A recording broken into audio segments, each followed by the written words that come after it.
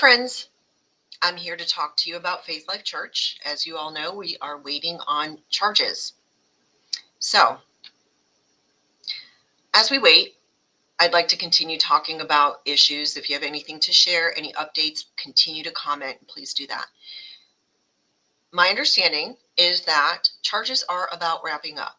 And in Ohio, the detectives will bring their conclusions, their investigation, to the grand jury. The grand jury meets once a week, and that is where the indictment will be obtained from. So that is what we're waiting on, is an indictment. And I anticipate that there will be one, but we do have to wait a bit more. So as we wait, let's go ahead and continue to talk about some things. So I thought about what I could share today that might help with particularly where people are on the fence, as you have heard me say, and just if you even read comments on my channel or anyone else's videos, that people are on the fence. They don't want to believe victims of crimes, particularly SA. Don't know why. I've experienced this for many years.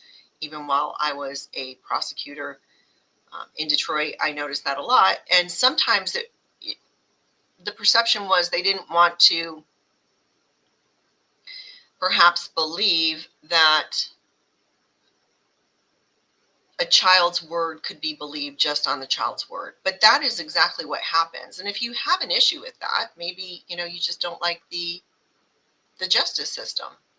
But that is how it's set up. Because ultimately, at the end of the day, even if there isn't any video of the crime, there isn't a corroborating witness of the crime, the victim can come in, and if the victim or complaining witness is believed, that's evidence sufficient enough to convict. Now, on the other hand, all right, let's take this out of court. People say, oh, I can't believe something because it hasn't been proven in court. Well, consider this.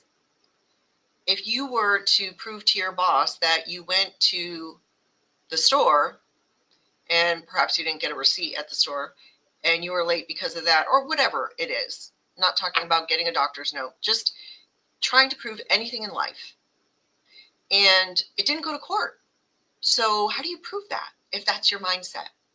Now, if you're thinking, well, I didn't commit a crime, I'm talking about a crime. Well, consider this.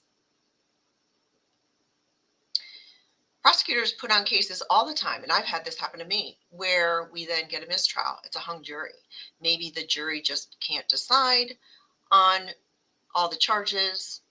That doesn't negate the fact that the witnesses took the stand. The witnesses took an oath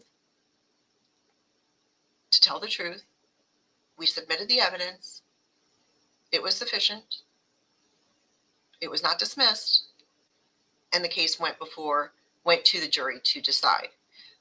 I've had this happen where, because the jury did not all agree unanimously, a mistrial is then entered. And then we have to decide whether to proceed in another trial, which I have done. And then there's a verdict. So just because there is no verdict doesn't mean that there's no evidence. The bottom line is something doesn't have to go to court in order to prove it. Sometimes, like we saw at the IHOP KC and Mike Bickle, the statute of limitations has run. So there's nothing that they can do from a criminal standpoint or even potentially a civil standpoint. Civil standpoint, the statutes are even less usually than in criminal matters.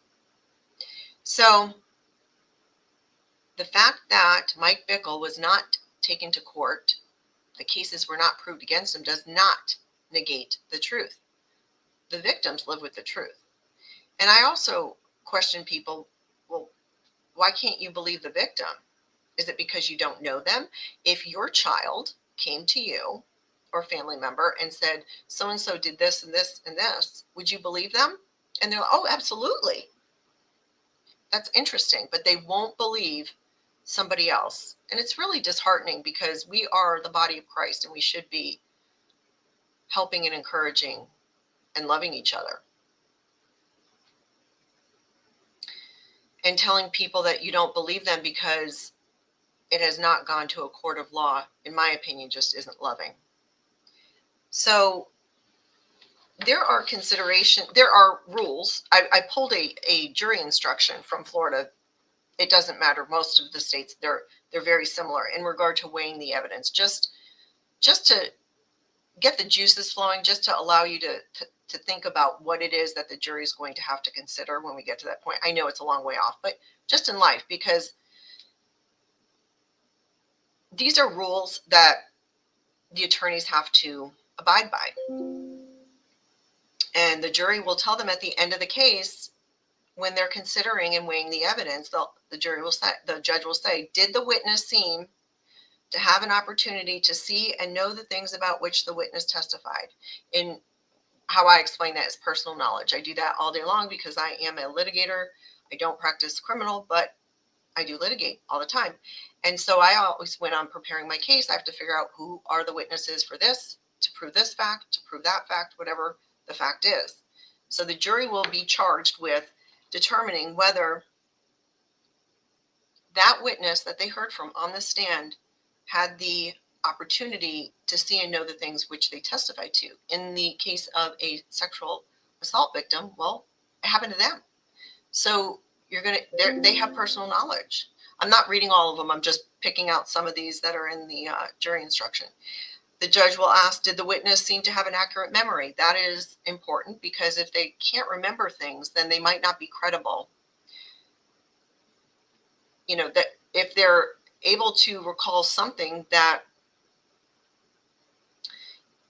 in one aspect, and then they're unable to recall something that you would expect that they would, well, maybe they have a problem with their memory, but also a lack of credibility. Are they feigning that inability to recall? Was the witness honest and straightforward in answering the attorney's questions? I love this one. So when I'm taking a deposition, I always tell the witnesses, these are the rules of the deposition. Listen to the question I've asked. Answer only that question. Don't read into it. I'm not trying to trick you. Just answer that question. If you don't understand the question I've asked, tell me. I'll say it in a different way. Don't talk over each other. All these rules. Okay. If you watch any court TV or any type of trials, you'll see that a lot where maybe a question was asked by the attorney and then the witness, and then you see the attorney asking the same question. Well, it's because the witness didn't answer that specific question. So it's called unresponsive. So that's one of the rules, one of the instructions.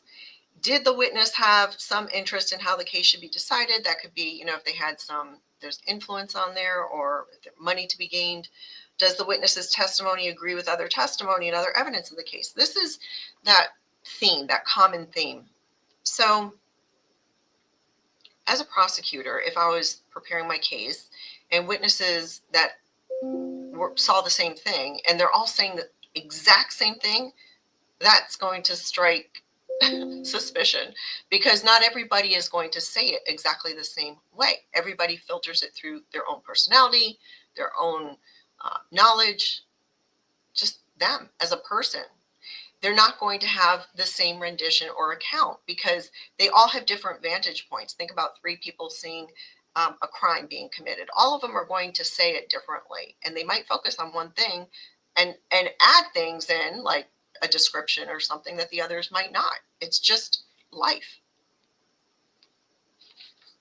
At the end of the day, I'm not going to read all these, but at the end of the day, the judge will say that the jury may rely upon their own conclusion about the credibility of any witness.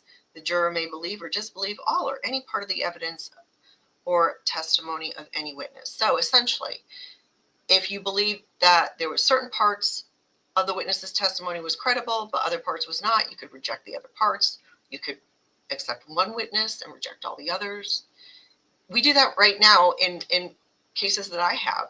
The judge is not going to, it's mostly what I deal with is experts. So for instance, the judge can accept one expert, a doctor, over the other. Whoever that judge finds that doctor's testimony to be credible, logical, reasonable. It's the same thing. It's really common sense. So things to consider.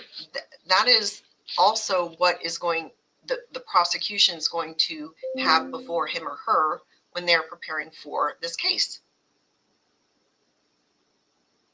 Figuring out the right witnesses and presenting the case with these rules and jury instructions in mind.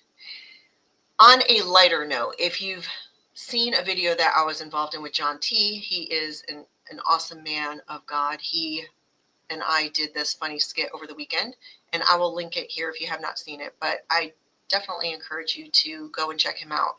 His handle is John in Tahoe, and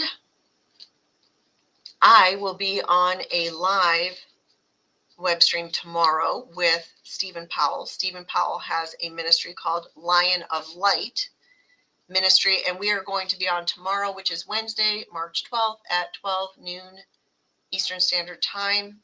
It's on his channel, not mine. I know I posted on there just to let you all know, but I don't think that I can do an alert because it's not on my channel, it's on his. But I encourage you to go over there if you can to join. And then lastly, as Faith Life Church continues to censor people and file civil protection orders against people speaking up against this, all of the allegations that's going on at Faith Life Church, involving Faith Life Church, sending cease and desist letters. I'm going to add again that